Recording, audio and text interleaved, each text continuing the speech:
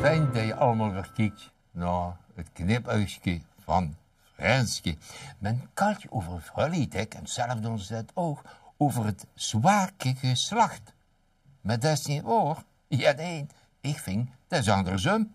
Ja, het zwakke geslacht.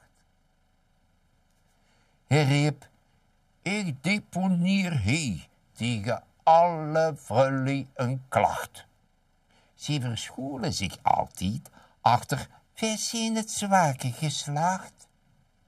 Me heeft wel eens gelijk, betreffende sommige zaken, ja.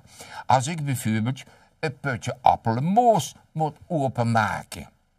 Maar nou gaat het niet om, en men krijgt me toch met niet op een kast, want ja, zo'n appelmoosdekselke zit dik ook verrekkers goed vast. Hoe dat hem gaat? En dat is een woord als een kou. S'avonds komt heel dik de bekende aap uit de mouw. Als een vrouw de dekens aftrekt. En wat ik zeg is waar, probeert hij dan eens terug te rieten. Dat krijg je niet klaar.